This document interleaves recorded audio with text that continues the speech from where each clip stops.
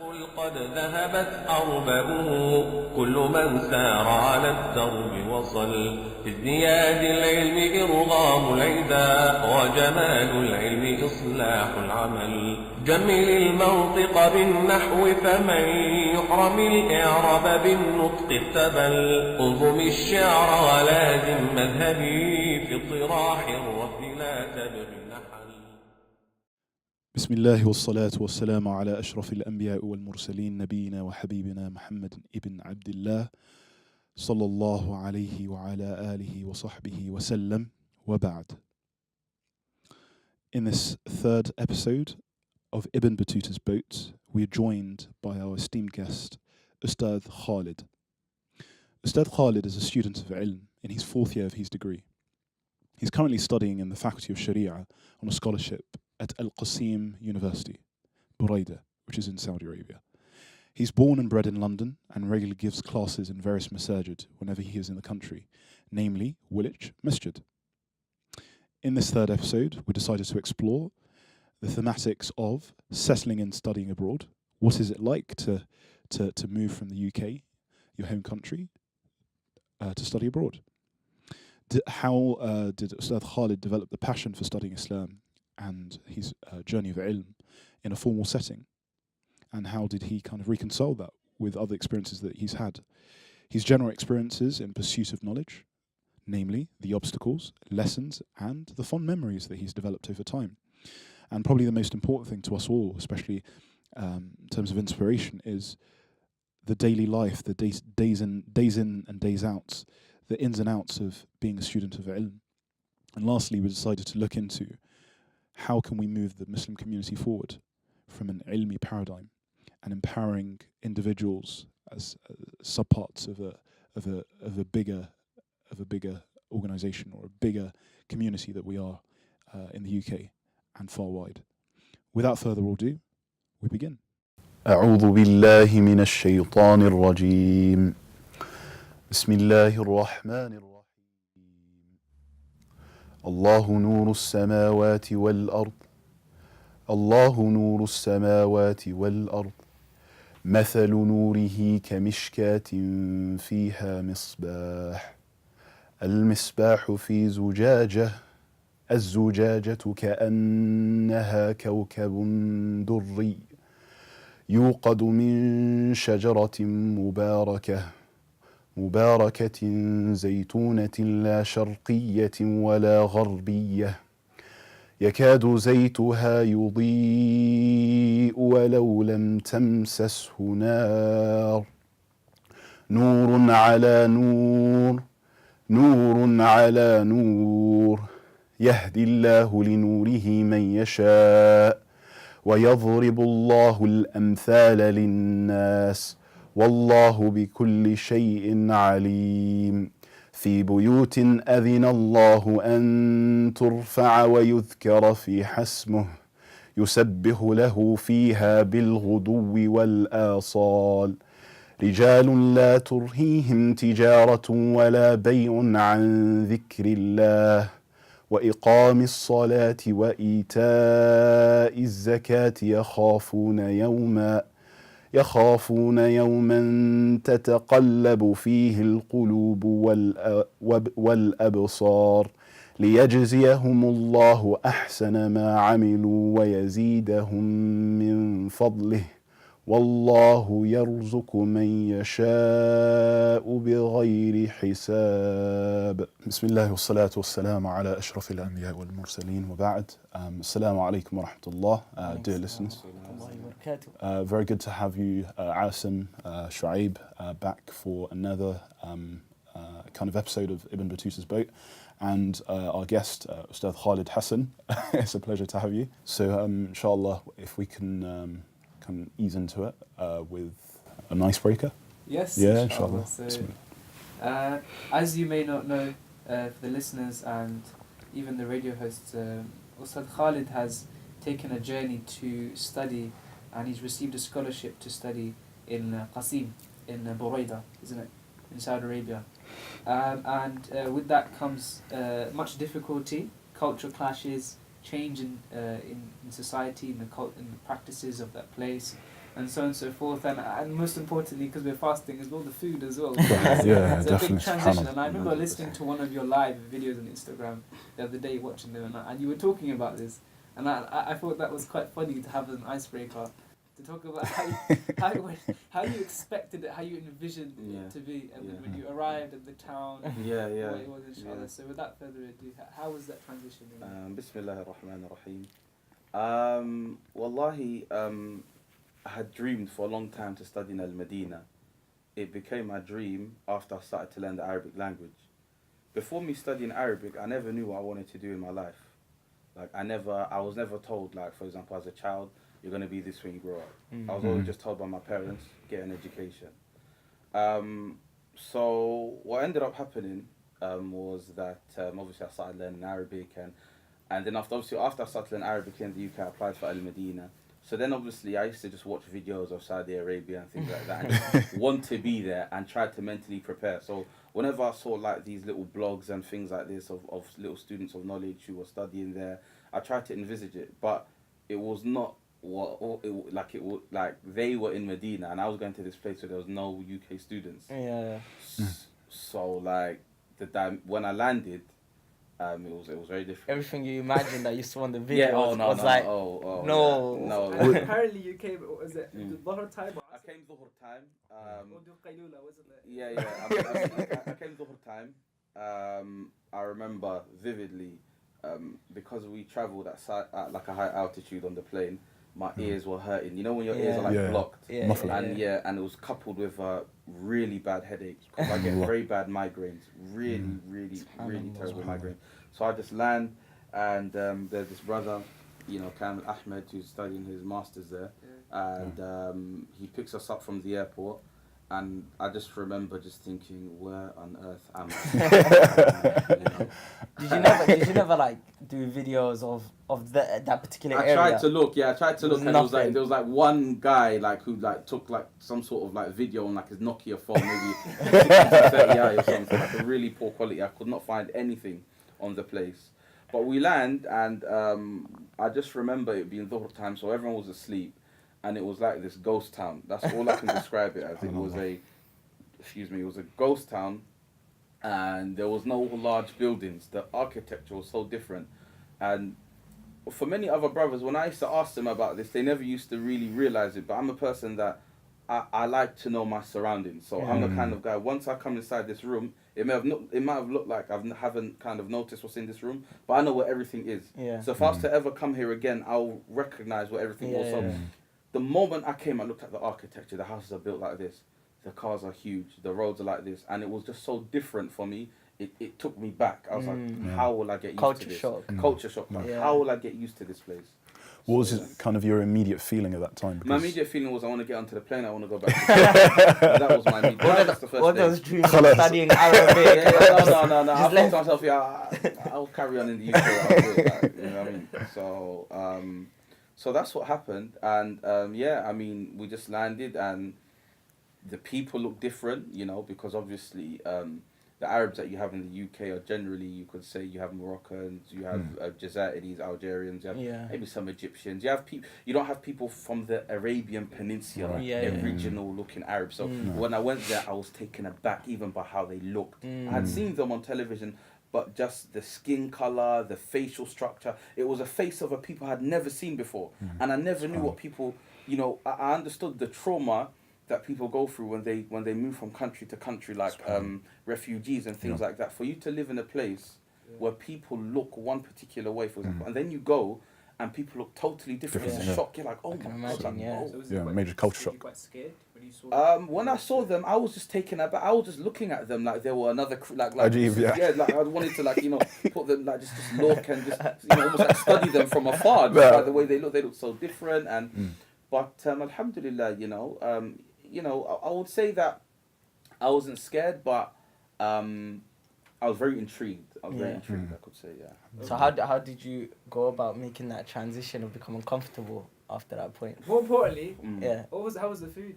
Maybe that was part of the transition. I mean, when me and the brothers, when we first came there, because there was two other guys from the UK, I mean, Saudi Arabia is full of fast food joints. So we were Yeah. put up in a hotel for about a month. Okay. And there was a fast food joint right next to us. So we were just eating there.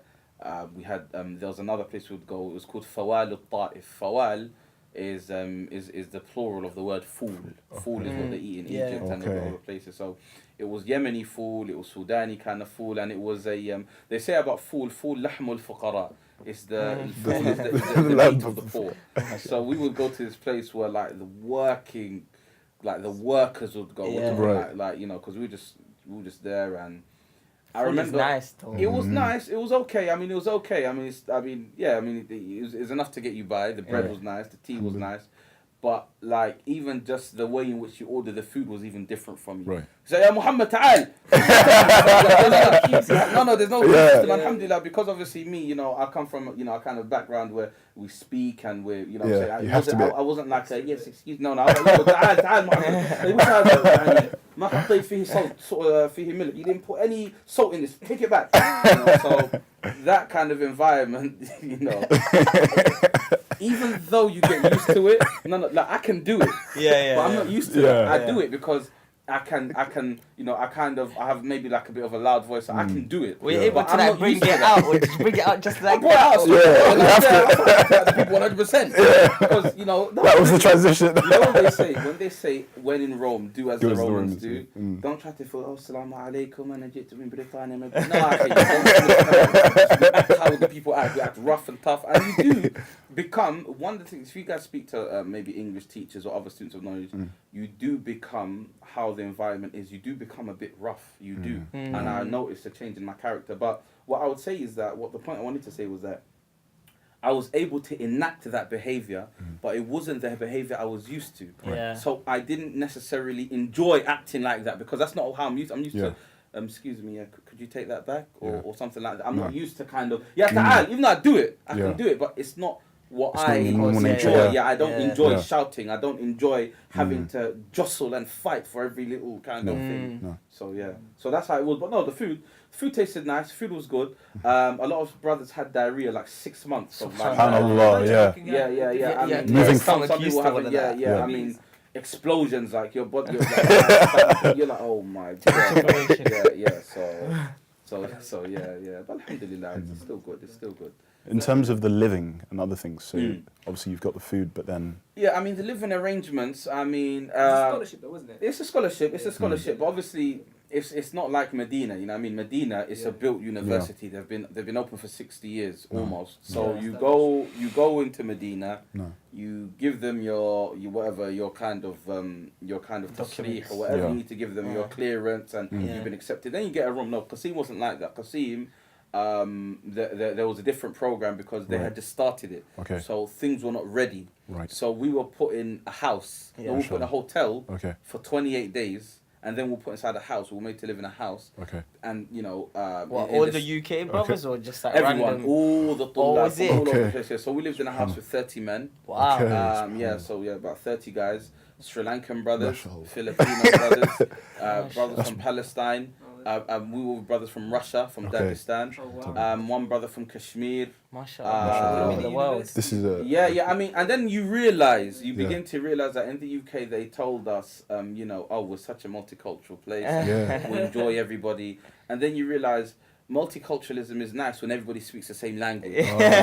Multiculturalism is a bit difficult when one person wants to brush his teeth in the kitchen, the other one doesn't know where to put things in the bin. So it's totally different. And you just think to yourself, oh man, if only there were some UK brothers, man, subhanallah, you know. So when you said house, I'm assuming like a house that we have here, but the 30 guys, so I'm assuming there's a lot of big house, it's a villa. Allah subhanahu wa ta'ala says in Surah Al-Hujurat, لِتَعَارَفُوا, that Allah gave you these... شُعُوبًا وَقَبَائِلَ لِتَعَارَفُوا. So that you could get to know one another, It's a rahmah from Allah. But I'm guessing it's nice, but then obviously, as honestly speaking, you realize why Allah created people, tribes, to know one another, but people in those nations still want to be within their own nations. I did not want to live upstairs with the other brothers. I was very happy being with the other brother from the UK, and we lived in our own room. We had our own rules, because there people are very different, you know. For example, you being a kind of Western Muslim, even though we're communal in many senses, there's still a level of individuality where, okay, look, those are your pair of trousers, and those are and that no one can wear those pair of trousers. You go to another place, you go upstairs, I'm just gonna wear those today, inshallah. My stuff is in the wash, but you know. And if you say to him, but you never asked me though, why are you gonna wear those things? He'll be like, why are you getting angry for? Because in those societies, one thing is for everyone, even though Islamically, it's actually your property. That's the ask. Exactly. So There's so difference. More sensitivities to be aware of. a lot of sensitivities to be aware of. So then we go into this obviously aspect of why you were intending to be in Qassem, which is to study. How was kind of obviously reconciling this aspect of going into a new environment, but then also settling into the studies, and then getting an idea of how to kind of juggle these things? Well, to be honest with you, alhamdulillah, because Allah Azza wa Jal allowed me gave me the opportunity to learn Arabic, I went there and I was able to speak with the people and understand straight away, because I could speak, alhamdulillah, I could speak Arabic to a certain extent in the UK. I studied here from 2011 to 2014. And I left on the first day of 2014 to Saudi Arabia. Was that 3 years Arabic? Yeah, about 2.5 years of Arabic. I studied non-stop. So what basically happened was I arrived to Saudi Arabia and I knew about the place. I knew about what I wanted to achieve. I knew what Talib al-Ilm was all about before I came. I wasn't the kind of, because sometimes you get Talib al-Ilm and they say, this is heavenly kind of thing. And they can be hoodwinked because you have to understand when you go out to these places, it's like any part of the world. Not everyone has your best interests. There are factions, there are groups. So you need to keep your head down on the ground, not your head, but I mean you need to keep yourself level-headed and understand what you want to get out of this experience. So when I came and you spoke about settling in, I came and I just thought to myself, and I just remember this was permeating in my head. It was 6 years of this, 6 years of this. You want to do 6 years of this, actually? Can you do 6 years of this? And I just thought to myself, it's double the amount we do for university. Yeah. Practically. So I just thought to myself, okay, you know what, Khalid, think about it, sana, take it year by year. You're here to seek ilm.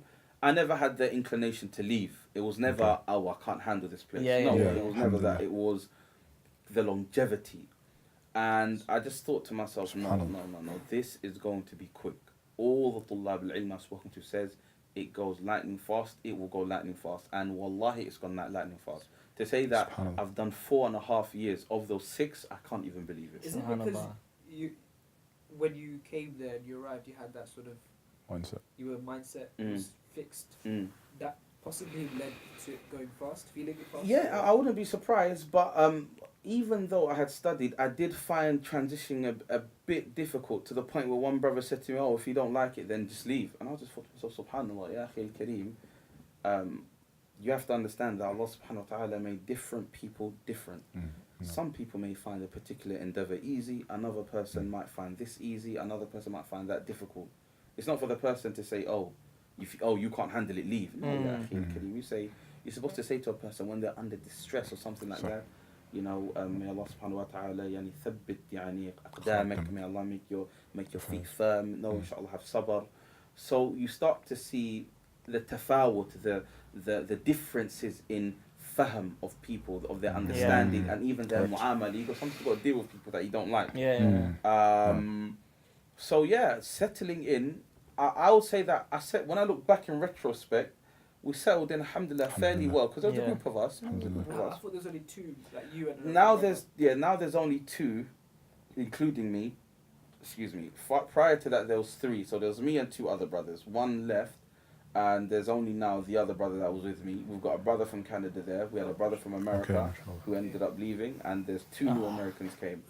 Well, there's not really that many of us, but we're a team. Yeah. You see, you were saying that you had, as Arsene mentioned, you had that mindset before you got there, and you said yourself you had already known about being a tulab and everything. So when you got there, that helped you with your transition. But some people might be asking, how do you create that mindset before you go out there? How do you create that mindset? Well, number one, you have to understand why you're seeking knowledge. Why are you seeking knowledge? Why are we seeking knowledge? Well, you're seeking knowledge ليتقرب إلى الله, to get closer to Allah. That's why you're seeking knowledge. والرفع الجهل عن نفسك وعن غيرك, to lift ignorance from yourself and from others. This, you have to get into your head. I knew that it was going to be ugly. I knew it was going to be ugly. I knew that I would go through things that it would be a life-changing experience. I knew this, you know. And it hasn't really been that bad. You know, I'm not trying to say that, you know, I've been living in some slum. No, I've been, alhamdulillah, I live in great conditions. But you need to understand that it can get ugly. So when it does get ugly, you're able to firm it. Otherwise, what's the point? One of the ways that makes me understand that point a lot better is that the way I see it, that wherever there's a good path in life, in terms of getting close to Allah subhanahu wa ta'ala, there's always shaitan, and there's always difficulty. No, like my wife always, when we got married, she wrote on this board that we had, لا ينال عند راحة الجسد. That knowledge does not come from like the relaxation of the body. Yeah. And it made me understand what it really is in terms of to take knowledge forward. And people think it's going to be easy, and then they say, oh yeah, just do this program, and okay, some programs are better, some teachers are better, but at the end of the day, you still got to put the graft in, you still got to put the effort in, and you have to make sure that you be prepared for those difficulties and shortcomings. Because a lot of people don't graduate, a lot of people don't, you know, a lot of people don't make it to the finish line. Yeah, like that your brother you said from America, he left early. He left. That's true. Yes, 100%. So whatever, even this podcast, anything good, you look at a person, and if he's achieved something, then know that. Yeah, that's one of the things. Yeah, that's one of the things. Sorry to interrupt you, but that's one of the things that people have difficulty. And I know people that I've grown up with. We started all practicing Islam together. They don't truly understand what it takes. So sometimes we may be speaking in a group, or we might just be chilling or something like that. And maybe I'll bring up a mas'ala, or I'll bring up an issue, or they'll ask. So I'll give my opinion. After I give my kind of opinion, because for some people, and Allah knows best, or they give an opinion, it's not that they're trying to enlighten the other person. It's not that they're trying to give, their best, shed some light on the issue.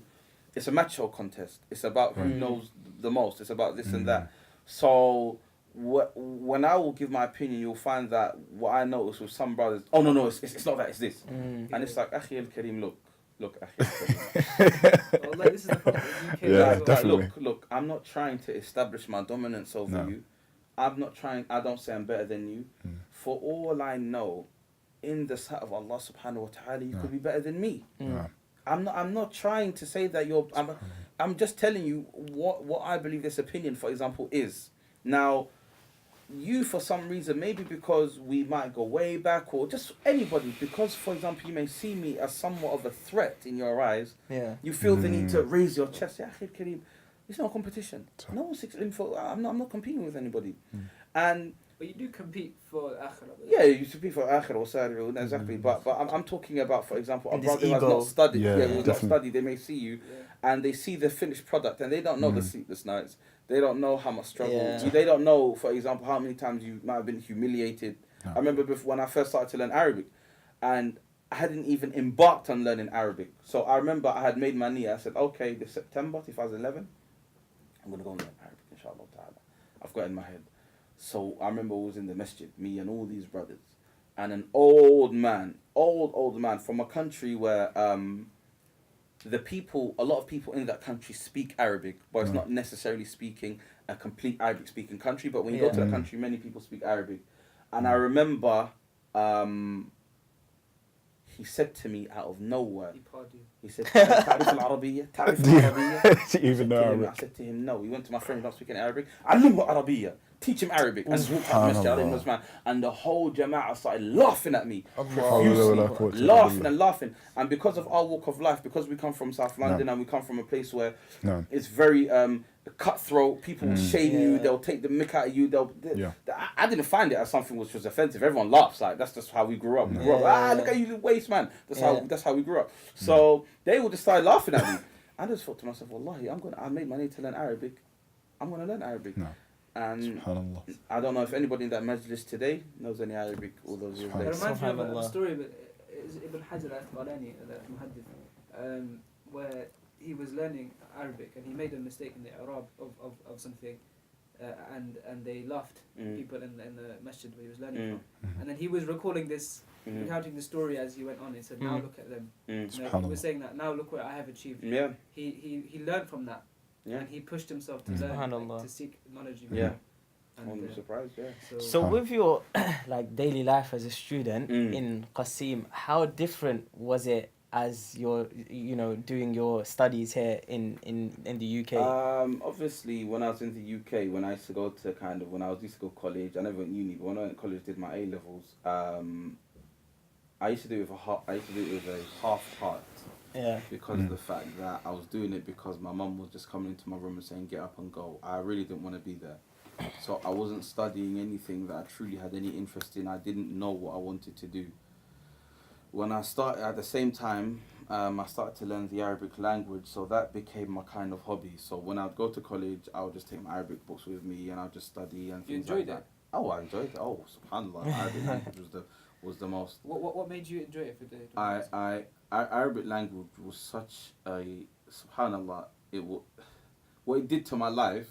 Subhanallah, learning Arabic changed my life because prior to knowing Arabic, I used to have many, if you like, and I'm just going to be frank here. Yeah. I had many takfiri opinions. I was very strong on kufur and وَمَنْ لَمْ يَحْكُمْ بِمَا أَنزَلَ اللَّهُ فَأُولَٰئِكَ هُمُ الْكَافِرُونَ, all of that stuff.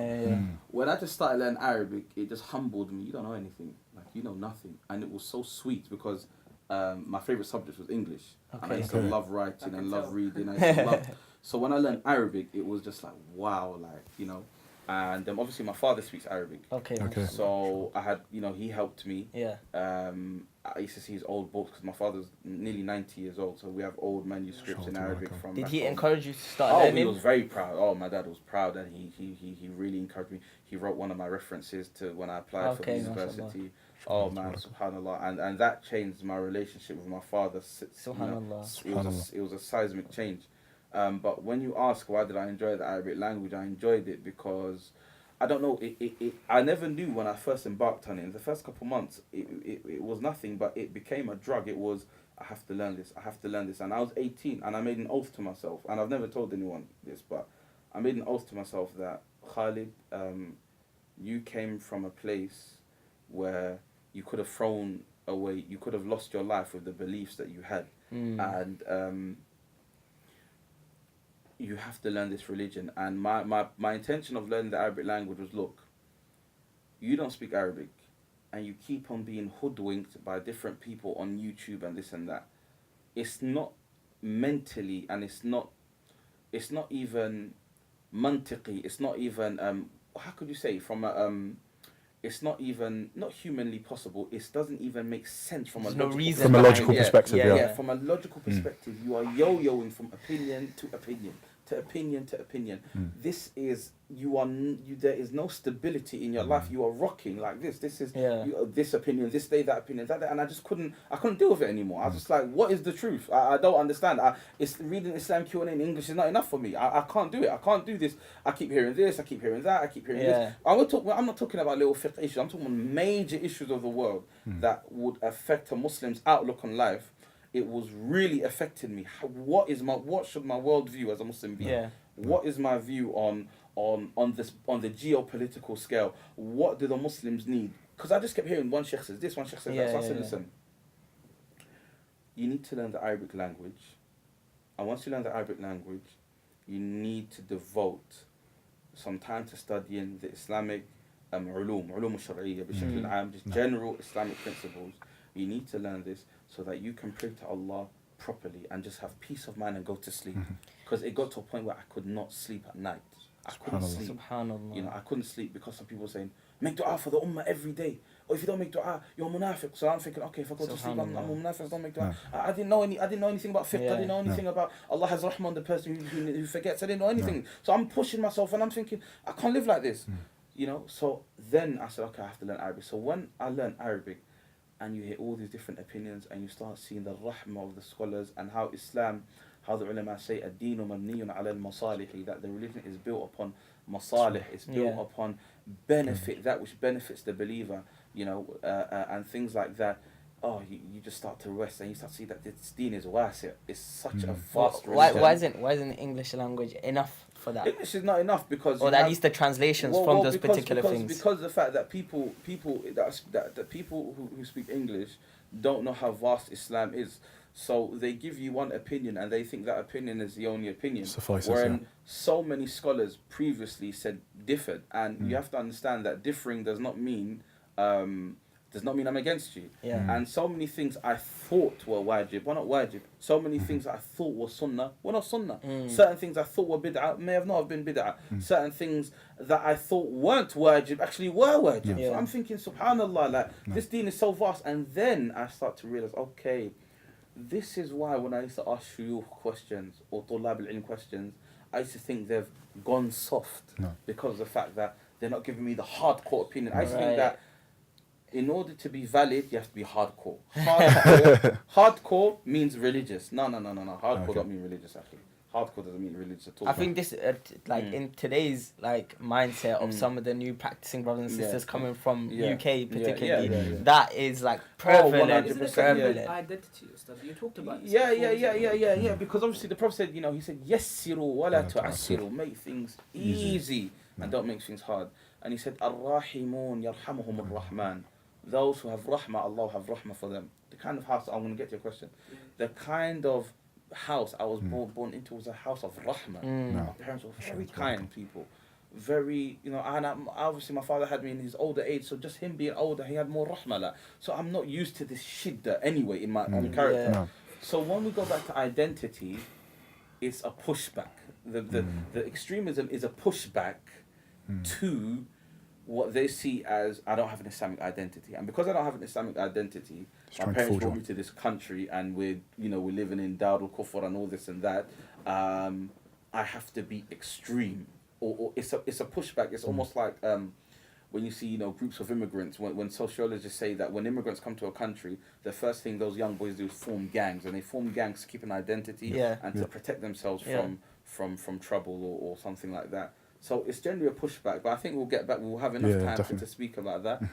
We can maybe stay. So would you say that, in summary of that, it's almost this idea of a self-fulfilling prophecy for you in terms of the pathway student of knowledge, in the sense that you were going through an idea of what are the things that I had preconceived before, but the ilm is allowing me to actually see it in a way that is more structured.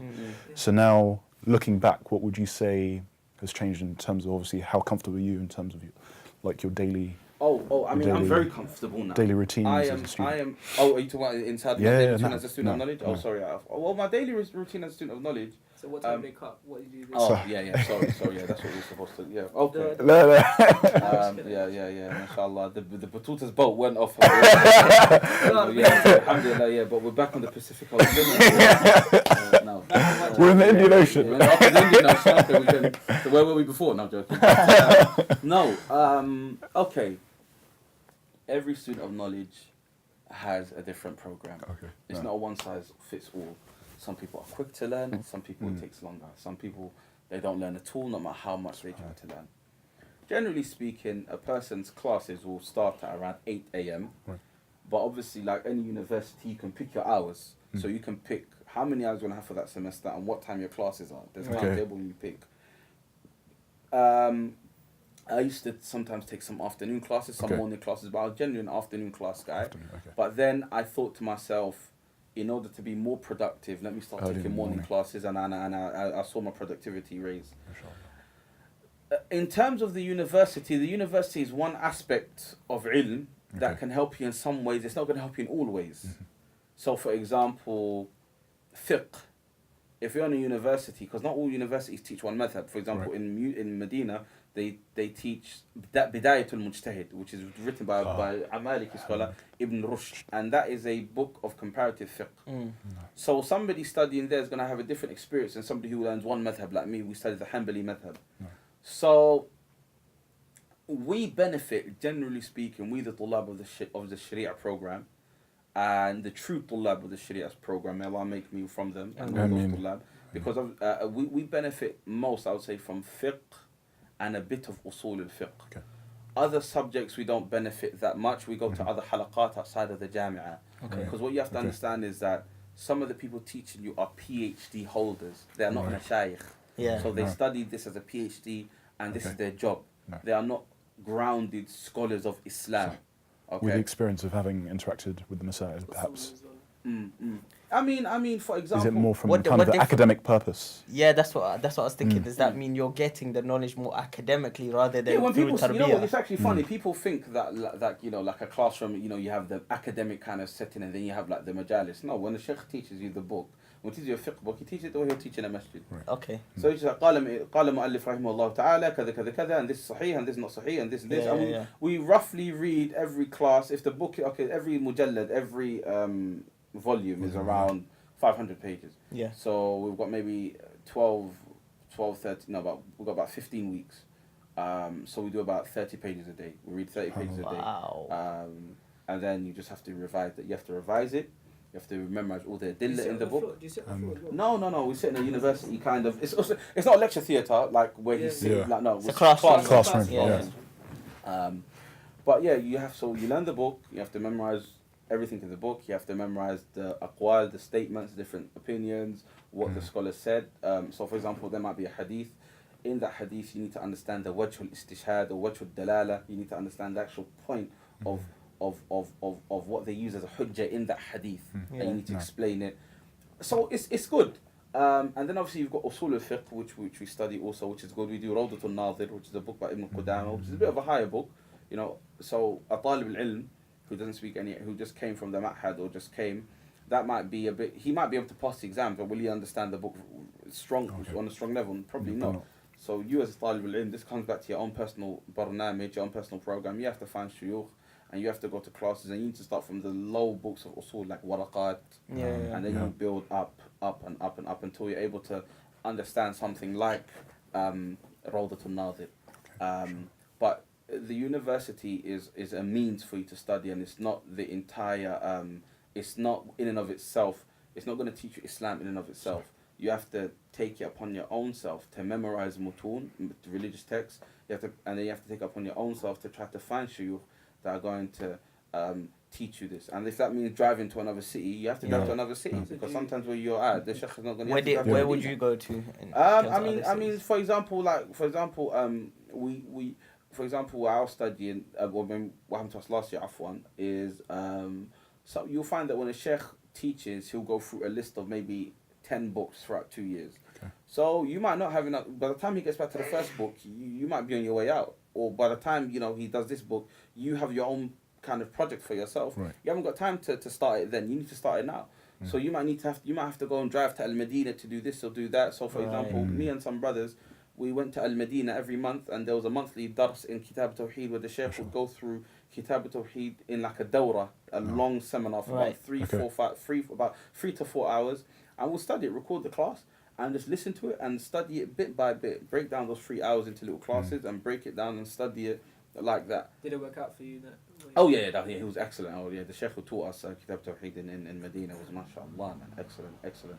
You know, Who was it? It was a sheikh. His name is Abdul Aziz Al-Rayis. He's from Riyadh himself. Okay. But he taught, and mashallah, he was mashallah. Was it in the masjid or? Yeah, it was in the masjid. It was a masjid right outside Masjid Nabawi. In fact, there was Okay. actually a funny story. We actually we had to. I remember at one time before you get to Masjid Nabawi, there's like the road is really big, and like you have to there's like a tunnel that takes you down, and it goes to like anyone from Medina will know it takes you to a hay, to an area called there's a road goes to Hay Sultan.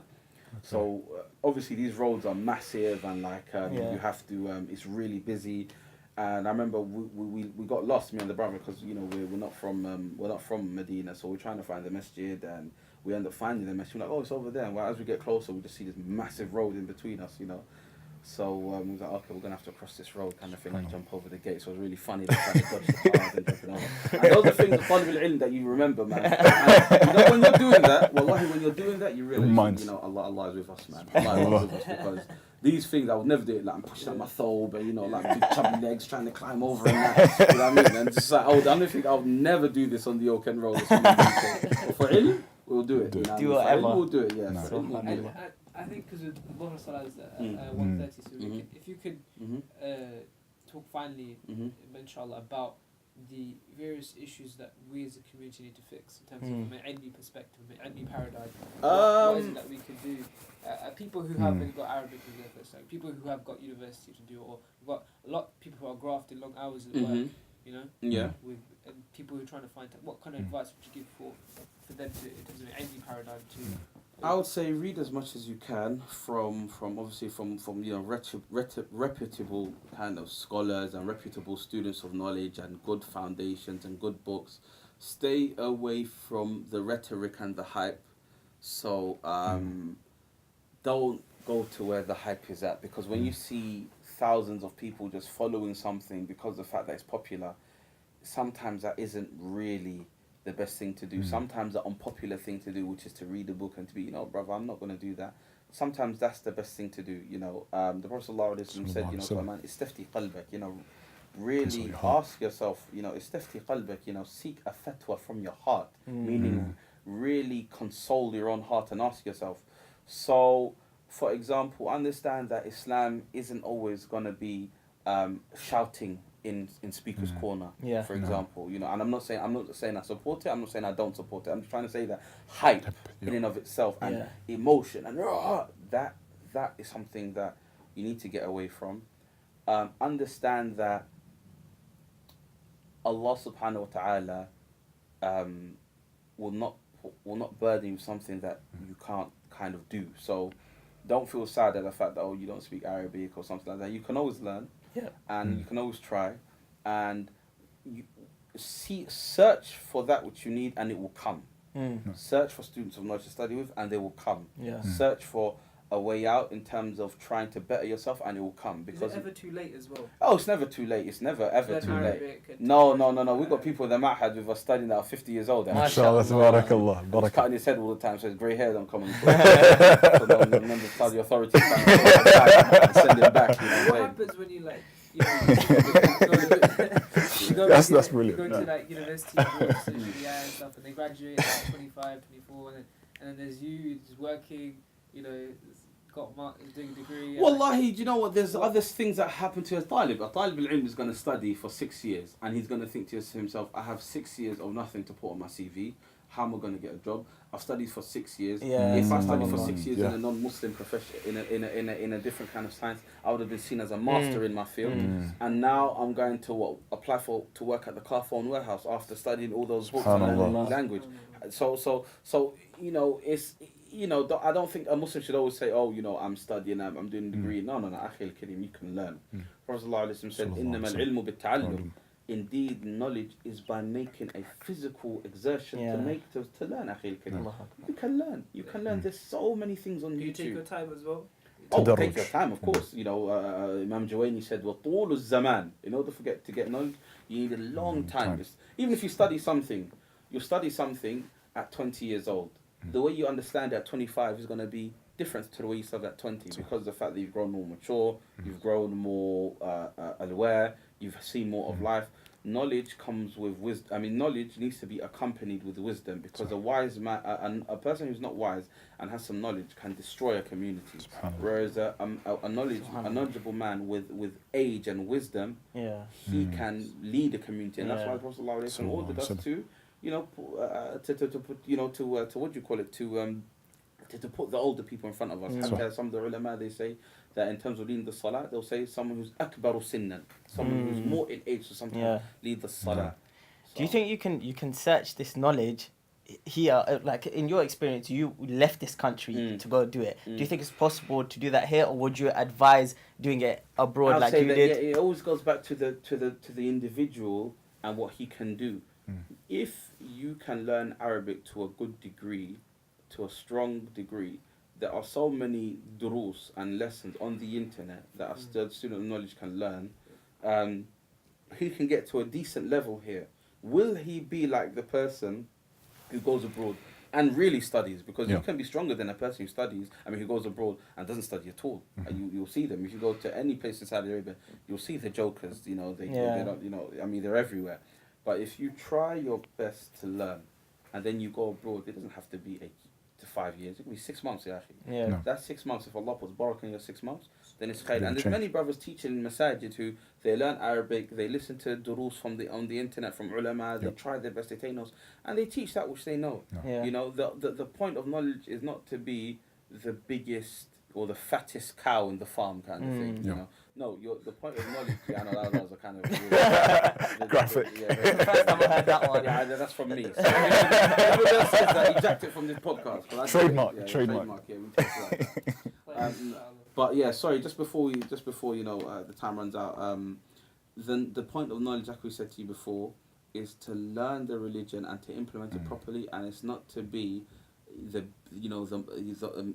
can I explain, the most knowledgeable person where everyone's like, oh yeah, he's got bare knowledge. No, Yeah. it's to understand the religion properly, and sometimes some people might be more intelligent than you. He might have higher IQ than you. So even if you try, that guy might read something in 5 minutes that you took an hour to learn, and he might learn it better than you. Yeah. That's just how life is. So you just kind of sometimes have to take the rough with the smooth. So just to pick up from where we left off from, so Khalid, what do you think is the kind of the favourite aspect of your degree? Like, what's that? Yeah, the thing I like the most about The cream within the Oreo. I actually don't like the cream in the Oreo. Yeah. Oh, really? The only person, man. but I only Come on, like man. the Oreo biscuit. I don't like the cream. Does nobody get that? That's suspect. No. My favourite part of the degree. My favourite part of the degree is obviously studying fiqh and usul. From a kind of, why is that? It's because you start to learn, fiqh affects your daily life, and you read about that which affects your daily life all the time, and you realise when you're reading this how much knowledge they had and how many things you did that was wrong that you thought was right. That's what kind of takes you kind of, you're thinking, subhanallah. From a kind of intellectual perspective, the university differs from a Western university very much so, in the sense where there's a lot more work to do, but the quality of work differs from the quality of a university in the West.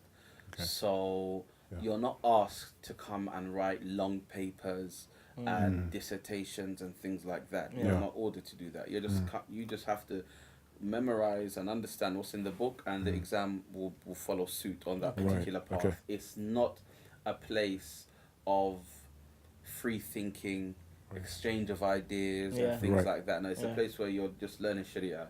You come in and you come out. What you make of your studies is what you do in your own time and how you develop after that. But will the university in itself make you become an intellectual? No.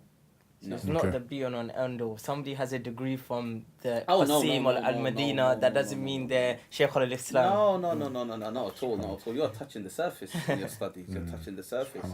And any sheikh that you see, he does his own studies. He reads for a very, very long time. And you generally find shuyukh come to the forefront and come into, they kind of rise when they're in their 40s/50s. It's not a man in his 20s. It's not a man in his 20s. That's what we always think, though. As young people, we always have that in our heads. Oh, by 25, 26, you're going to know all these mutun, and you're going to be like, halaqat. You see that in people, right? True. And I think that what you said is very, it says a lot about... but another thing I don't want to tell people is, some brothers are like, I don't want to teach. I don't want to do anything. I'm too young. No, akhir kid. You should teach. You teaching and giving da'wah does not mean that you're trying to be the most prominent man on the scene. You can give da'wah, but people will come. Ibn Uthaymin was teaching from his 20s. When he was a young man, when Sheikh Sa'di died, in his late 20s, early 30s, he became the Imam of the Masjid and taught. But when did he gain notoriety and really became well known? Was in his late 40s, 50s, 60s. But before his notoriety, he still had many books and things that he finished. So your generation, you will come to the forefront when those people in front of you move on, pass on. But the most important thing is to develop yourself and to give yourself the sufficient knowledge that when you're in that position of authority and in leadership, you have enough knowledge to kind of lead your community. So that's what it comes to, And the university gives you a basis for you to build upon. That's the most important thing. But you yourself, you also have to build that base. So you have to memorize, you have to learn, you have to reread and go over. And through that, you get stronger. But for many people, if you just study a book and you never go over it and you just carry on studying, by the time you graduate, you would have forgotten what you studied in the beginning. You have to constantly go over it. But is it a place of intellectual enlightenment? No. But will you become intellectually enlightened if you study? Then yes, because while you're reading, while you're doing things on your own, and while you're looking at the UK, for example, being from abroad, it will heighten your awareness, and you will see things for what they were. So, for example, one of the things I will say, and this is not really ilm based, but one of the things I didn't value at all was what my parents went through, and the ni'mah of living in the UK. And this is not to sound like, oh, I'm so happy to... No, I'm trying to say that, look, when you go to Saudi Arabia and you study with Dullah from Africa, who, or not just Africa, sorry, Africa, or any Asia, some parts of Asia, parts of the third world, to be just generally speaking, you will see that a lot of them come, for example, we have washers and we have dryers where you can... Many brothers don't use that. They'll just wash it in their room and they'll hang it up in places. Because that's what they know. Because that's what they know. So you realize what Allah has given you, and it's not a curse; it's a blessing. And then you realize also how many Muslims from all over the world look at the English-speaking Muslims for guidance. You don't know yet, but there's people in India, there's people all over the world who speak English, who still listen to English-speaking du'at. Because a lot of their problems are in that part of the world. Are not being tackled. And also because they were former colonial regions of the world, there's a sense of shared culture or identity, even if it's small. So they listen to what we say. And and brothers who speak English, they say to me, Akhi, do you know how much people, if people from the UK were to come, for example, to some parts of the world, how there would be, swathes of people to come and listen. And I never knew that. So, and another thing was, I realized how much my mother kind of went through, living in a new place where she couldn't speak any English at the time, and she raised us in this country. It gave me a new sense of respect for her that I never had before. Were you born here? I was born and raised here. My mother came in 1976. But they immigrated. Yeah. My mum came in 1976. My dad came in the 60s. Okay. And I just have a sense of respect for them that I never had before. When I realized how much they struggled to make a home for us, and because you felt that when you were abroad. Because this was just all I ever knew. This was home. You know what I mean? I didn't know anything else. But for them, they had another place they called home. So it gave me a new found sense of respect and perspective, man, on the fact that we live in the West and we have so many resources. If somebody now wants to become a doctor, he can he can go to university, he can become a doctor. There's so many things at your feet. Why don't we take these opportunities, learn very good skills, and help the Muslims worldwide with the skills that we have? And I never saw what was in front of me until I went abroad. And if I could tell young people, I'll just say, look, man, it's not always just about, go to Saudi Arabia and study. Do what's good for you. You don't have to study, you don't have to be a big talib al-ilm or something like that. Okay, if you want to study knowledge. But remember, seeking knowledge is fardul kifaya, it's not fardul ayn, So do what's going to help you. If what's going to help you is, if what you enjoy is wanting to save a life, then study and medicine and save lives for the sake of Allah. You still get a great reward. There's so many different things. Is there anything that, if you didn't go to Qasim and instead you stayed in the UK, would there be a particular field you would have went into other than seeking knowledge? I really believe, and I'm being honest with you, I really believe... No, not that. What'd you say? Do you know, you said that, I used to have an English teacher, Miss Monroe. She was like, you can talk for England. It's like, I'm actually very embarrassed about the fact that I can speak. It's not something that I try to speak in front of people. I'm very embarrassed. It's an asset, it's not something that... But going back to what I just wanted to say was, I personally believe, everybody has a kind of, their kind of, mindset. I truly believe, that seeking knowledge was always going to be my way. The way I got into it, when I applied for Al-Madinah, I always thought Allah is making things easy for me, because the way in which I got to Saudi Arabia, that's a whole nother story. I don't want to get into that. But I always felt as if this is what is going to be my life's work. No, alhamdulillah. Excuse me, but another person's life's work, could have been something else.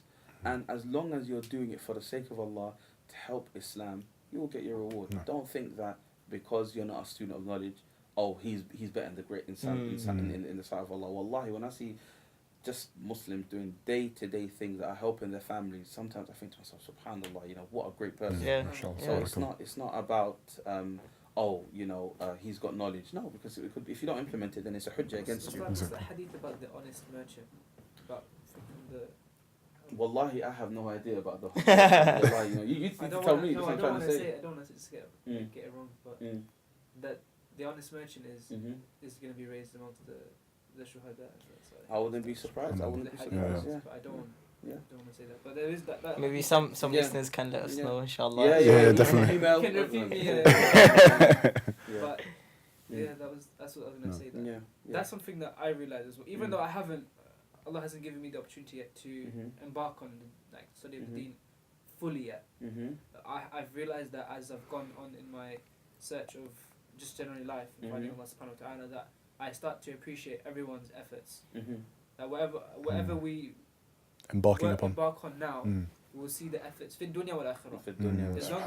As long as we have ikhlas and niyyah and stuff like that, you'll see that even if the person, for example, my father-in-law, he hasn't gone through formal education in terms of the deen, but he's very firm in his principles, and he always works in that way.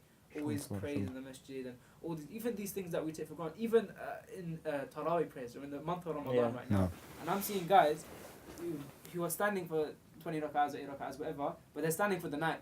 And they may not know the Arabic, they may not know what they're reciting, and I'm thinking, how can you do that? I'm thinking, how can you? Because me, I take pleasure in listening to the surah being recited and ma'ani and just generally contemplating over the verse. You're understanding what's being said in most of it. But they're going through the whole thing. Not even knowing what's going on. And I saw this bodybuilder, mashallah, he was standing next to me, and he had this water ball. It was this big. He was carrying the massive one. He was treating like some sort of gym session. and I was wallahi, the first day of Ramadan, the first day of night Tarawih prayer, the masjid was packed, and I said to myself, wallah, imagine everyone put this much effort. The obligations, exactly. How much entire difference. How much of the problems of the Muslim community could be fixed just by saying that?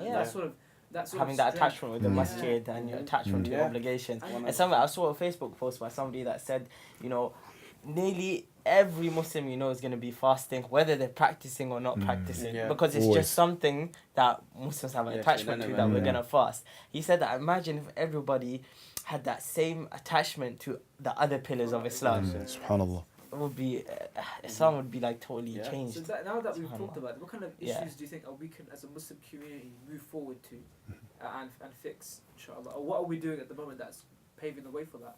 The sense of optimism. I think that we need to fix some issues before we can kind of move forward. And I think one of them is extremism in the Muslim community, and we need to fix extremism. What type of extremism are we talking about? Personally, I can only speak from where I came from. I came from a very extreme background. MI5. No. I came from out in, when I just think about it, it was just so ridiculous. The train of thought now. That time, when you look at it historically speaking, 2007, 2008, it was a very volatile time, the Iraq War and all that stuff, and but Muslims at that time were extremely angry, and the kind of government's kind of position towards Muslims was more hostile than it is now. Now it's much better. I think both sides have learned. I think now, for example, there's the Prime Minister sends letters to all mosques wishing them happy Eid and things like that. There's even a national broadcast, things that weren't around before. Not perfect though. Nothing's perfect, but it's much better than 10, 15 years ago. It really was. You as a traveller as well, you went to Saudi Arabia, so you were away for that time. So now you've come back, so you can see straight away the difference. I can see somewhat that it's just better, but in the kind of psychology of the Muslims, I think what we need to get out of our head is that we're somehow how can I explain? we are in this kind of it's actually very very similar to an almost Christian way of thought, where they say that if you don't get baptized, you'll go to the hellfire, in their view. Right. So you have to just dip yourself in water, and that's how you get saved. Yeah. So many Muslims are like, such and such is happening around the world, and we need to save it. And the only way we can save the problems of the Muslim world is through this, and that. So then a lot of them go and do it, and they end up destroying themselves and destroying their future, right? Now, if what age teaches you is that you realize that the problems of the Muslim ummah in this ummah are problems which go back 200 to 300 years, and a 200 to 300 year problem can never be solved by a group of 20-year-old people in a year. It's going to be systematic, cultural, religious changes which are going to that need to change within the Muslims, and that can only happen naturally. It can't be forced.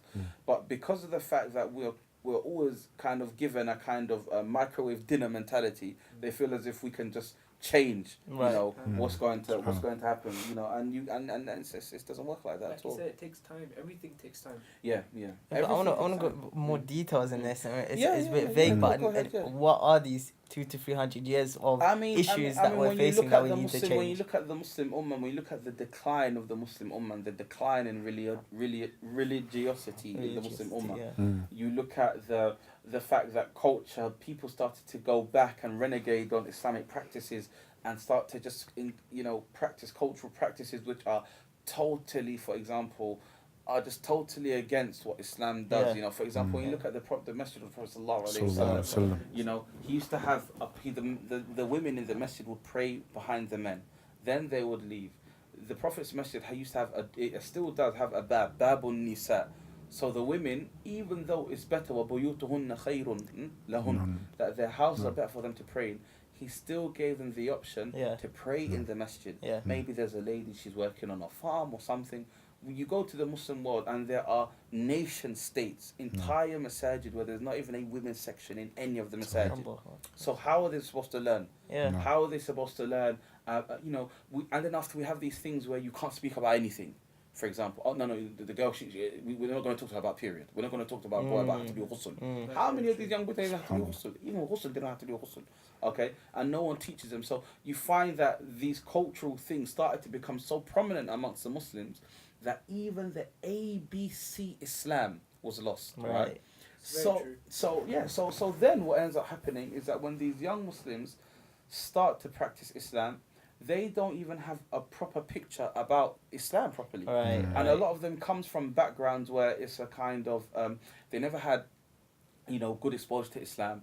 They didn't have kind of a good family upbringing, many of them. And then they go and they do these kind of actions, and they never knew how easy and how, what Allah subhanahu wa ta'ala wants from them. But do you think that, like in between that, so you have sort of the start of Islam getting mixed in with culture, and then you come to the end of the spectrum where it's practicing brothers and sisters trying to separate the culture from Islam. But in between, don't you have some people that are born straight into the culture where Islam and culture are one? So could you really blame them for practicing Islam in that way? That's what I'm trying to say, that Islam, that's what I'm trying to say. Another thing that we have brothers who say there's no culture in Islam. That's wrong. There is aada. We have a qaida in the Shari'ah and the Shari'ah of Islam.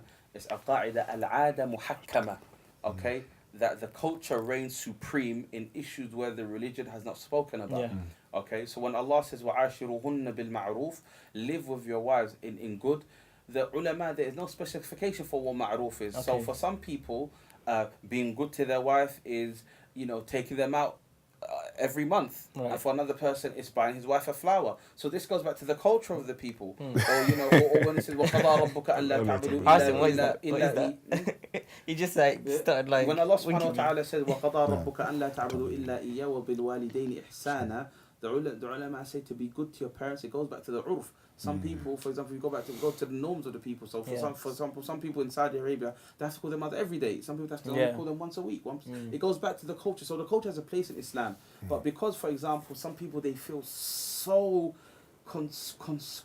constricted by the culture that they live in. Yeah. They break out and they say, no, Islam has no culture. Yeah. Then they try to practice Yeah. and they just follow extreme views and they end up destroying themselves. You And know that- what you just said there. mm, Even I, mm, okay, I know urf is part, especially if you're Maliki, but like I know that there is importance in fiqh, usul al-fiqh, but just from you saying that and knowing in my heart that I don't feel that, like feel the like for example, calling your mother at a certain time every day like this, like that's probably like British culture or something, or like taking your wife for anniversary or like getting her flowers and stuff. Okay, I learned the hard way. Yeah, I learned the hard way. Yeah. Allahu A'lam, yeah. But one thing that it's just that my perception was not like that. Yeah. My perception was that no, that's something that the Kuffar do. Yeah, that's something that I don't Right. know. Yeah. Like I'm not saying the thobe is something that's. The thobe is urf. The thobe is urf. You're not. Yeah. I can't pray to Allah subhanahu wa ta'ala. I don't become close to Allah by wearing a thobe. Yeah. The thobe is urf. If you when go I started practicing, it was everyone has to wear that's thobe. what I was doing. I was going Yeah. around Hertfordshire in the thobe, and I'm nothing wrong with the thobe. Thobe is very nice, so comfortable. When I Yeah. go to But Dubai, obviously, yeah, it's not correct in some places. It's not correct, but you're gonna feel uncomfortable walking Yeah. Oxford Street with a Yeah. thobe, fam. And Yeah. you know, so yeah. especially where I was raised and stuff. Yeah, So, yeah. and naturally, I was like, no, that's my identity. You know, Yeah, someone's got a yeah, problem with yeah, it. yeah. They got a problem with me. Mm-hmm. And then I sort of realized, like, no, it's just maybe they're just a bit scared of you. Yeah. They're just a bit scared, and Yeah. some of them are very scared. Like you do get old Petrified.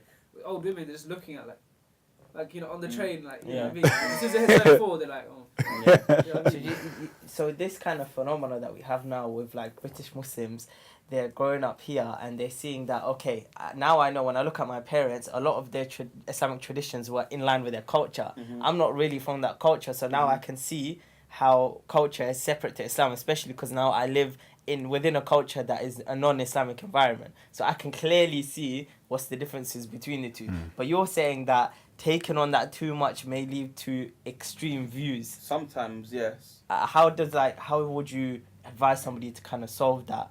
I would say that you need to obviously understand, you need to obviously try to read on Islam as much as you can. You need to speak to students of knowledge. You need to, you know, just by watching good lectures by good sheikhs, so you can kind of understand that. And also it's age. Yeah. A lot of these brothers, they're destroying themselves before they even come to age where they can even reach that kind of thing. These people are going to these countries and here and there, they're 18, 19. They don't even know that from 18 to 25, you go through a completely drastic change, seismic change. When I was 18, I thought I was an adult. When I'm 25 now, I can't even believe that, you know, I had certain opinions when I was 18. And my life has changed, you know, irrevocably. My opinions have changed and I'm only 25. You know, when I was 18, I really thought I knew it all. Nobody could tell me anything. You know, I'm 18, don't tell me anything. But sometimes these things, they're not things that you can even sometimes learn from a book. It's things that only age and experience can teach you. Yeah. You know, so some brothers, for example, maybe who force themselves to wear thobe everywhere, sometimes they don't know even the ahkam that, okay, you don't have to do it. But they just realize intellectually that, okay, everyone's staring at me. I work in the middle of London, or I have to pass through the middle of London every day. I don't kind of feel comfortable. Even police are maybe looking at me and saying, well, I don't know. Let me just kind of just take the heat off of myself and just wear normal clothes. You know what I mean? I'm not going against Islam in any way. It's just something that you logically do because Islam goes with a person's aql, generally speaking, in most masail, in most issues of the deen. But some people might say that if you do that, you're kind of maybe like washing, you're selling out, and that washing goes back yourself to your own down. personal choice. If you feel that way, then don't do it. If you feel conflicted within yourself, then that's a confliction that that's a personal confliction that you have to deal with.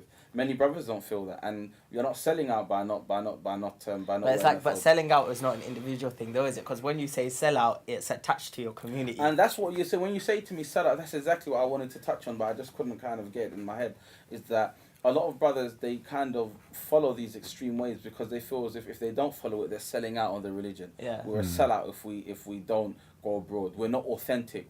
So then, for example, you'll find brothers who they'll deliberately start learning their language or speaking their language much more, only chilling with people from their country to kind of regain an identity they feel they've lost. And when you tell them things, oh no, that's just from the kuffar, they're just very dismissive about what you say. You're like, look, Akhi al-Kareem, just because something is from the kuffar does not necessarily make it intrinsically bad. A car was made by Henry T. Ford. Okay, is a car intrinsically bad? You're driving a car right now. It was a creation of a non-Muslim. So put things in its proper perspective and understand the religion the way it's supposed to be understood. And once you understand the religion the way it's supposed to be understood, you will navigate through this world with ease, and you won't have high blood pressure. You won't feel anything. You know what I mean? But it's this search for authenticity which leads these kids to do what they do. It's a search for authenticity, you know.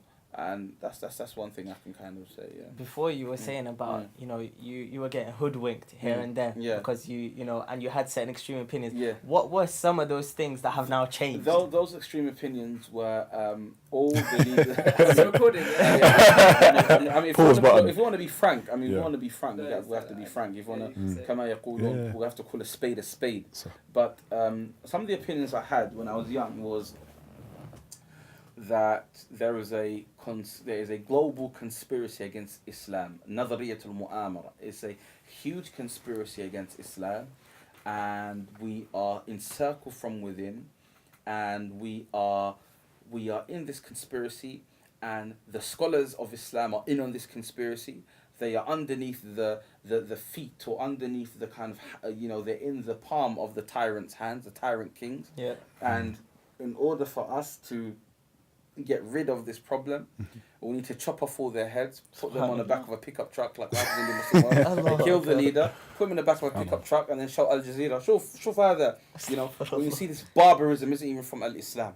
You know, he said وَإِذَا قَتَلْتُمْ فَأَحْسِنُوا exactly فَأَحْسِنُوا الْقِتْلَةِ. You know, when you kill, then kill properly. If you're going to execute, you execute properly. So when you execute and you give the guy no pain.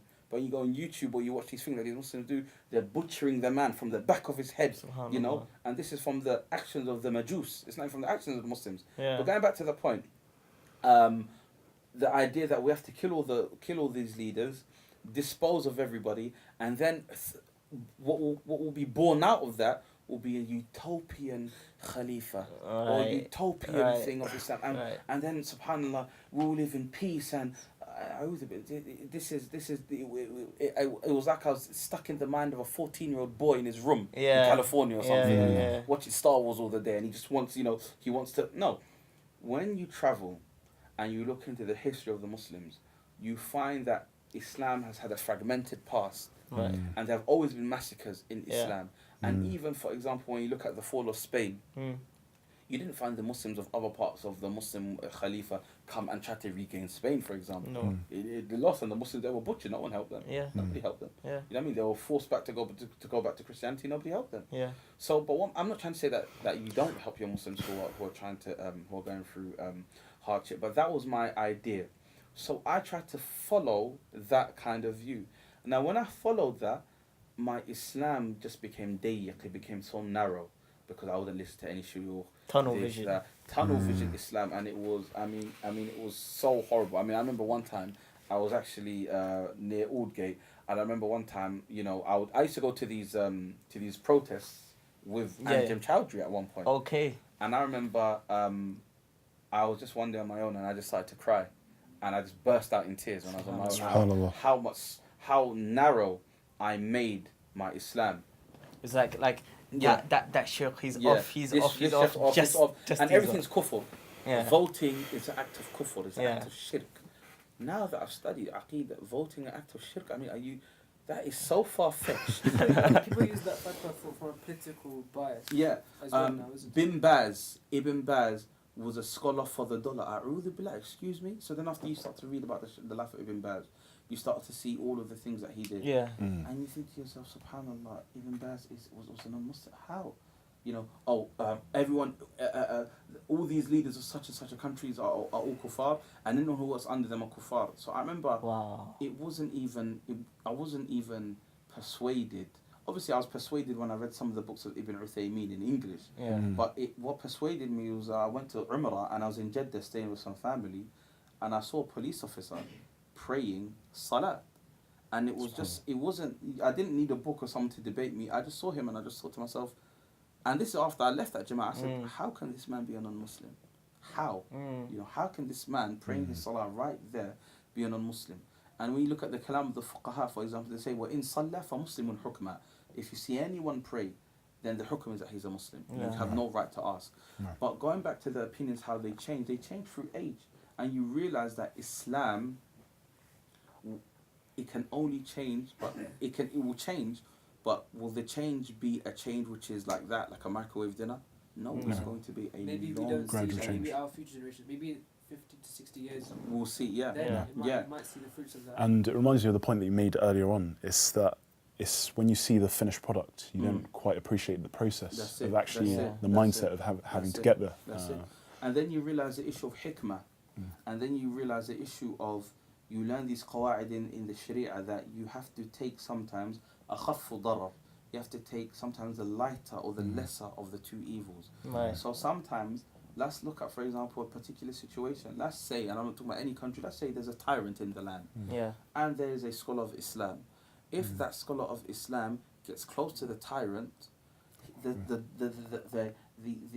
oppression in the land will go down from 100% to 80%. That 20% is a big difference.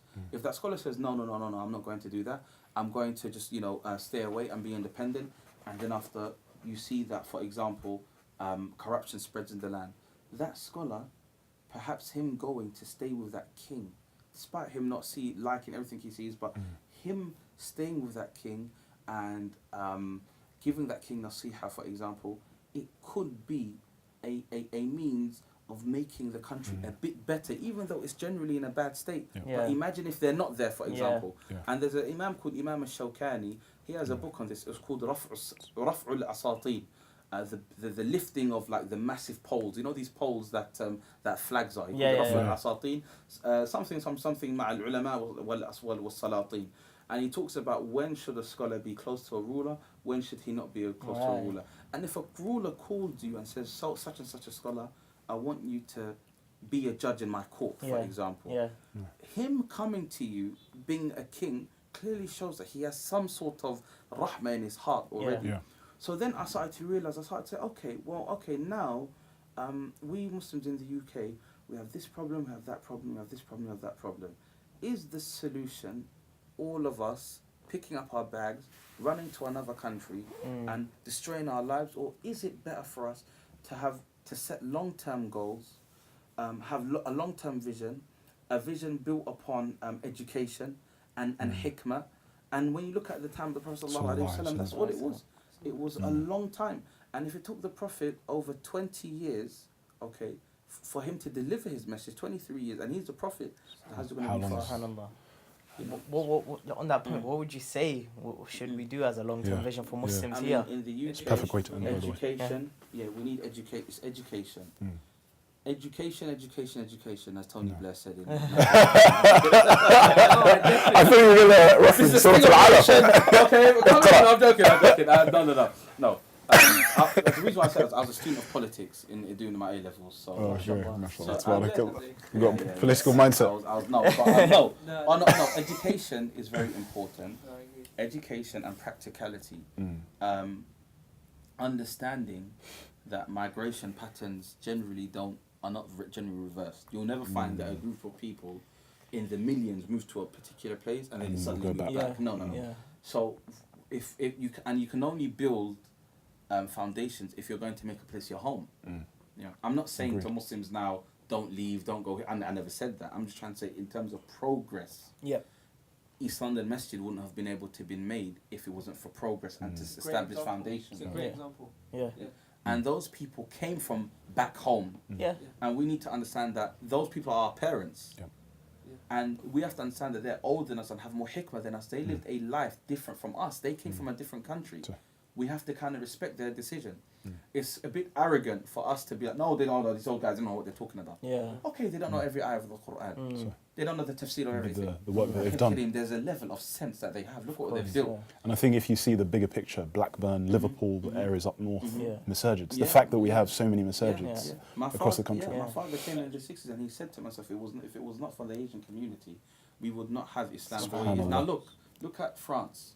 Look at the way, for example, Islam at one point was very weak in North Africa. Yeah. Because of the fact that they did not make demands when they first came to the country. Look at how they're suffering now. When the Muslims from kind of the East came to this country, they made it categorically, okay, listen, we are going to have mosques. We're going to have the freedom to wear what we want. Our women are going to wear hijab. That wasn't there like that in France. So they came and they were just living like the French. Vision. When their kids found their Islamic identity, oh, it's a problem because your father didn't pave the way for you. Right. Whereas here, no, there was ishtirat. Look, listen, we're gonna have halal meat here. Yeah. And we're gonna have our own true. gravy. Alhamdulillah. Yeah, and we ain't gonna play no games. And for that, we have to Very be important. indebted. Sure. And we have to look at what they built. Yeah. They came here with a lot of them with no English, no Yeah. skills, Yeah. and they built masajid. Subhanallah. We're university educated, and we can't even do what they did. Allah. So you know, so we have to respect our elders, and we have to build for the future. We have to obviously speak to the ulama, Yeah. contact the ulama, Yeah. build more community. And I think personally, it's only going to get better, in the sense where we are all here speaking one language. We're of different ethnicities, Yeah. but we are here speaking one language, and we have one religion, we have one aim, and we just ask Allah subhanahu wa ta'ala. We don't know the future, but we just ask Allah to you know, as Muslims, we're supposed to be mutafa'il, we're supposed to be optimistic. Yeah. So we just have husnul dhan billah, and inshallah we just try to keep it moving forward. I don't want to create like one blueprint. No, you have to build 7 schools, do this, do that, a train line. No, akhi, I'm just trying to- Practicality. pragmatism. Let's just keep on moving, you know. And I think the kind of conversations kind of moves from talib al-ilm, and that I feel like I'm a bit of a. Yeah, I hope I'm not. No, like but a it's sort of- very important to Nobody have that sees realistic the aspect. end. Yeah. Yeah. And It's I mean, you applying. had that question before about what would you said something about you know, we're studying, we're working, we're in this society, how we're meant to be seeking ilm. I think it would be Yeah. good to touch upon that. I mean, look, for example, or as you know, regarding seeking ilm, I've been in Medina, and there really is going to be a sahwa in the UK. There is going to be an Islamic revival. Sure. The quality of students coming out of Medina now is probably the best it's ever been. When these brothers come back in 5, 6, 7 years' time, there will be a seismic change. This generation, our generation of brothers who went out to go and study, have worked really hard, and I really do think that the future is very bright in terms of a knowledge kind of based perspective. So then now we've got those brothers. Okay, what about the brothers in the UK? Hopefully those brothers will come back and have what it takes to build the institutions where we can teach our Muslims the basics of the religion. And then we can kind of go about it from there. However, if you're a person now and you want to learn the Arabic language, for example, Akhi al-Kareem, things are very, very easy. The Medina book, buy the Medina book, study with a brother who was in Egypt for maybe a year, even 6 months, let him teach the Medina book. When you kind of you're familiar with the Medina book, then move to another book, Medina book 2, study that with another brother who studied. Find other students of knowledge who will give you time. When a student of knowledge sees that you're serious, he'll give you time. And then after, obviously, Allah subhanahu wa ta'ala will open the way to knowledge for you. Yeah. And before you know it, you'll be memorizing a hadith, you'll be memorizing more Quran, you'll be able to teach.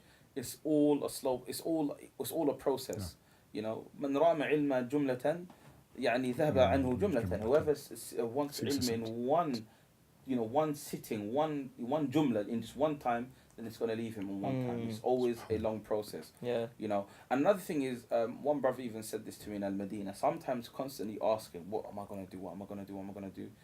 That already is almost a self-defeatist mentality. Just do it. Once you start something, you'll make your mistakes and you learn by trial and error. A person trying to lose weight. A lot of people that try to lose weight, for example, and I'm one of them, and inshallah I do. you try so many different things, and then after you find the right way. Yeah. A person tries to get married, he gets rejected here, there, and then he gets married. Yeah. You try to get a good job, this happens, but you just tried at the beginning, you didn't know, your CV wasn't so good, okay, well, my CV was rubbish, and after you learn, this brother tells you this. So just like seeking knowledge, you're going to make mistakes, you're going to embarrass yourself sometimes, you might study the wrong thing at the wrong time, but take the steps. But the more you learn, the more you'll realize how to navigate as you do it. Yeah. You start driving a car. You can have practice lessons as much as you like, but you're going to learn a lot about driving. If you drive to Manchester and back, then you will kind of just drive around your little area. You know, you have to kind of make that leap of faith. So make that leap of faith, and inshallah, khair, you know. So Arabic is one of them. Arabic is key. Quran. Arabic Quran, memorization. Arabic is a language of memorization. You have to memorize words all the time. You have to memorize the jam. You have to memorize the mustalahat, the terminology in Arabic. You know, so for example, if a noun is an ism, you say ism. Yeah. If a verb is a fi'l, you say verb. You say fi'l. Mm. You know, I don't say, oh, this is a noun. Okay, you could do it in the very beginning, but accustom yourself to Arabic To the language, and put yourself into that seat, and you will learn. You know?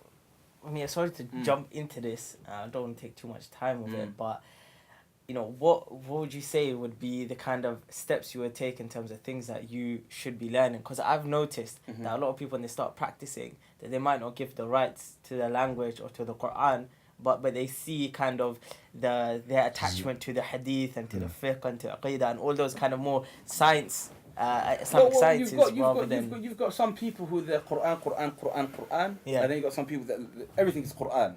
Brother, Quran. Akhil Kareem, not every single Sahabi was a Hafiz. When 70 of the Hufaz died, it was a huge thing. He said, okay, now we have to write down this Quran because 70 of us have died that memorize the Quran, the Quran. So some people, they do mubalagha, they go overboard, Akhil Kareem, Al-Quran. They got some people, no, this, that. At the end of the day, if you're going to memorize the Quran, memorize the Quran. Yeah. But with you memorizing the Quran, you still need to know your aqidah, Akhil Kareem. You still need to know, is what I'm doing, am I worshipping Allah correctly? Am I worshipping a qabr, a grave? Am I calling upon saints?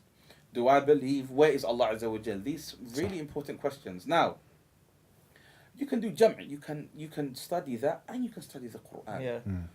Yeah. Like I said to you before, knowledge is not a one size fits all. So for example, even Ibn Uthaymeen was asked, he said, look, a questioner asked him, he said, Shaykh Ibn Uthaymeen, if I want to study with a particular shaykh, a particular book, but I find that he's studying a book in a different science, what should I do? Should I leave him and come return maybe months or even a year later when he comes back to that book? Or should I just study in the study circle with him and just carry on from where he started? Ibn Uthaymeen said, you start from where the shaykh starts.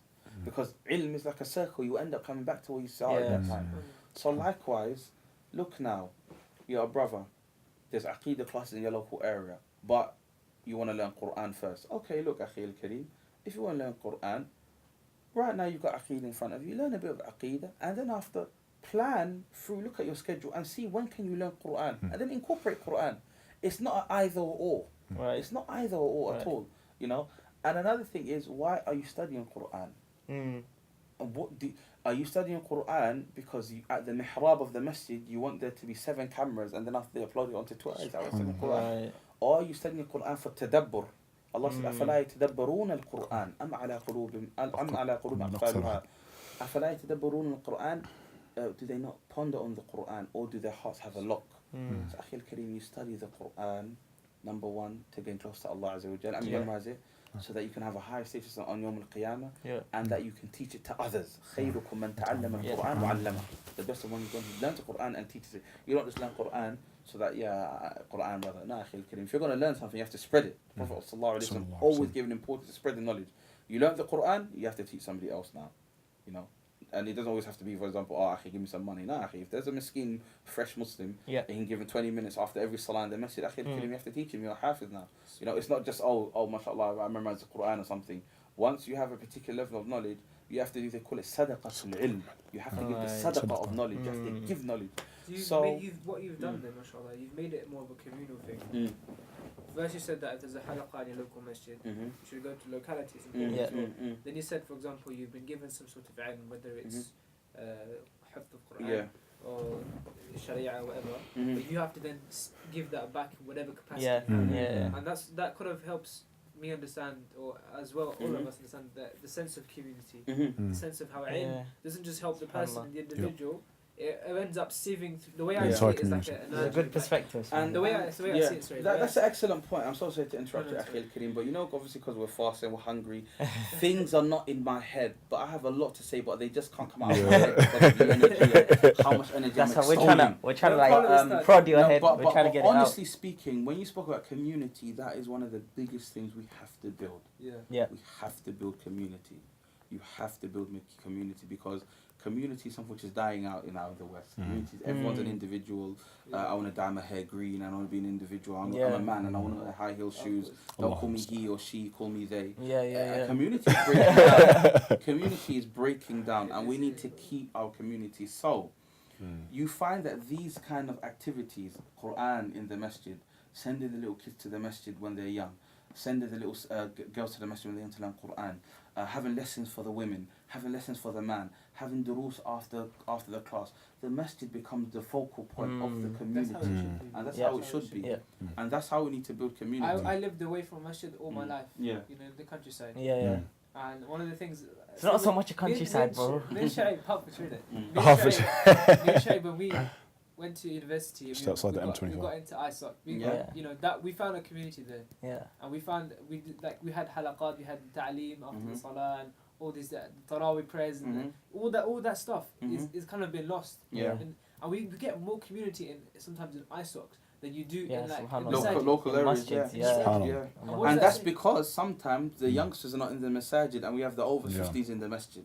So the question is to bring the youngsters to the masjid. But then when the youngsters come to the masjid, they try to be, oh, look at these older guys, they don't know what they're talking about. And so you need to be humble when you're young. You need to be humble to the older generation. It's a balance in both sides. You know, the elders that run the masjid need to invite the youngest, but when the youngest come, they have to be respectful. The khutbah has to be in English. The khutbah has to be, I mean, sometimes the khutbah, I've been to masajid. Qassem has a big gripe on this. He wants khutbahs to be in English. No. I agree. I agree. I get livid. I go to a khutbah, and the khutbah is in Arabic and sometimes in the native language of that population. Wallahi, let me tell you a story. This is post annual conference in Leicester.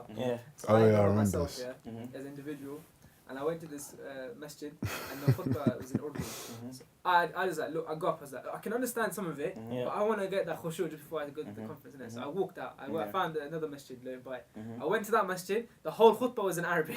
The Somali brother had no mercy. He's in Arabic. And I understood some of it as well. But I'm just thinking in my head, what country am I in? Some of these guys... And this is what I'm trying to say, and this is another issue I wanted to talk about when we were talking about the kind of pushback with the Muslim community trying to find an identity. We have another issue which leads on to this, and the issue is with many brothers, even though they're born and raised here, they're poorly integrated. Integrated does not mean you go to the pub on a Friday. Integrated means you actually understand the surroundings and the country you're living in. You need to understand the basics of where you live. You're not living in somewhere in the Middle East, or you're not living in somewhere in Africa or Asia. You're living in the UK. You living in the UK is only responsible and smart. You understand some of the things that's going on. You need to understand some of the laws. You need to understand who's in power. You need to understand, for the way things are run. You can't just be existing. You need to be living. Definitely. So what happens? What happens is that these guys, they deliberately sometimes, and it's UK-born brothers I've seen, and I've discussed this with other brothers, and we think it's a problem. You sometimes have UK-born brothers who think that in order for their Islam to be legitimized, they have to be people who do not integrate in any way, shape, or form. So they don't mind going to a masjid where the khutbah is not English. And then you think to yourself, okay, hold on, what about that one brother who just woke up one day and thought, you know what, I have to change my life, man. I need to just try to worship Allah. So he washes himself on a Friday. He might not even know that ghusl is wajib. So he just has a bit of a shower. He doesn't even have the niyyah he doesn't know that he has to do raf'ul hadith. He doesn't know anything. He just walks to the masjid, trying to and then after he's listening to a lecture in another language. I mean, he just he thinks to himself, you know what, I'm just leaving. Because I remember one time, I was 13. I wasn't really praying at 13. I was a kid. But I remember I went to Taraweeh one day. So I went to Taraweeh, and I'm praying in Taraweeh. And I remember I just prayed next to one guy, and it's Salat Taraweeh. I don't pray 5 times a day. I'm just trying to get guidance. I want to be a Muslim. And I pray, and I just remember one man just vomited right next to me his entire iftar. And I thought to myself, I said to myself, and I remember it was like he had some sort of beans. He had like some sort of beans. At least integrated. And mashallah, because it was in the Nigerian masjid, we come from Nigeria, it was they call it like in London, like rago. They didn't even wash it. They got a calendar, an old calendar, old Muslim calendar on top of you. Can you imagine? So he bought a calendar, and I said, I was 30. I said, I never come back. A man vomits next to me, and you put a calendar over it. After 26 vomit, I never come back to this place. This is Islam. I'm out of here. So you imagine, guy comes in. He just maybe went to a party the night before in somewhere in London, and he tries to. Enough, we don't even provide for him Services. Accessibility. And then we say, oh, our children, but you haven't even provided for your kids a kind of outlook onto how to solve these kind of problems. Yeah. No, just to summarize what because we're gonna have to come to the end. Yeah. What we summarize, what we've discussed is that it's a very holistic solution Mm-hmm. that is multifaceted. Like there's lots of approaches we can do. Yeah. Like for example, if you're an old man Mm-hmm. and you learn Quran Mm-hmm. and you can speak Urdu, Mm-hmm. you should go to your masjid and do Urdu classes for old people. Old people, Yeah. Because they need help as Yeah. well. Of course. If you are a young person who knows what it's like before Islam, you weren't practicing whatever it was, and now you know how they feel, Mhm. you can approach and give da'wah to them in Yeah. that way. Yeah. Like what you've basically said is that it's everything. It's multifaceted. It's Exactly. Everything. Yeah, As long as Yeah. you know you're all ikhlas and niyyah, and we're going towards the haqq in its full capacity. We help each other along the way. Definitely. And just one thing before, obviously, I don't want to carry on, you know, but I would Talk say, for England, like no, the no. teacher said. You guys, when I see people doing podcasts and things like this shows that we have young Muslims who want to get with the times, because we have to move with the times, culturally speaking. Definitely. Like we said, al-'ada muhakkama. Yeah. We have to sometimes move with the times, okay? This is something, there could be someone on the other side of the planet listening to this. Sometimes you have no idea who listens to this. My final thing will be, you could even sometimes have Tulab in Medina even listening to this. And you might have many Tulab in Medina who they feel shy to come and give da'wah. Yeah. No. So my kind of last thing would be, you know, to encourage those brothers. Look, you have brothers here who want to listen to what you have to say. The Muslim community wants people to come and teach them. There's so many opportunities out there, because me as a talib al-ilm, I meet so many brothers in Medina who feel as if, Wallahi, what's the point in trying to teach brothers? What's the point in trying to do this? Yeah. No, inshallah ta'ala, you know, there's enough for all of us. There's enough khair for it to go around. And I would just like to say, you know, if there's any tulab al-ilm listening to this, because there could be later on, get involved in your community. Teach that which you know. Don't start speaking about things you don't know. Teach that which you know, even if it's Arabic, Quran, and basic ahadith. And you will see that you will start becoming an integral part of your community, which will give you the kind of velocity to move on. Yeah. So that's it. So Barakallah feek, Barakallah feek. This was a dawrah. We really appreciate I think it was 9 months that just came out. You know what? A therapeutic session, yeah. Okay, so may Allah reward you guys for allowing me to come here. It's been a pleasure. For being here. May Allah reward the brother who helped us give us this. Ameen ya Rabb. Definitely. Saw Jazakumullah the khair. potential in this project. Yeah. Even when we possibly didn't see that potential. So we ask God to preserve everyone here, to preserve the Ameen. Muslim community in the Ameen. UK, and to help the Muslims suffering in all the countries, Ameen. to guide the people who aren't Muslim. Ameen. Yeah, 100%. Khair. And yeah, I guess obviously knowing that we're in this blessed month of Ramadan, the change that we can make is unprecedented. And so finishing up with the words of Khalid, bi'idhnillahi ta'ala, we all have assets, and yani, not necessarily minimizing those assets and undermining them or underestimating them, having high aspirations, I think. Jazakumullah khair. سبحانك اللهم وبحمدك نشهد أن لا إله إلا أنت أستغفرك وأتوب إليك. And we just want to remind the listeners, inshallah, to follow our social medias. We've got Instagram, Twitter, Facebook, even Batuta's Boat. And you can even download this episode straight to your phone or your laptop, PC, whatever it may be, from the Soundcloud, inshallah. So do follow, do subscribe, and all of those kind of things. I know people have been asking about iCloud as well. Is that something?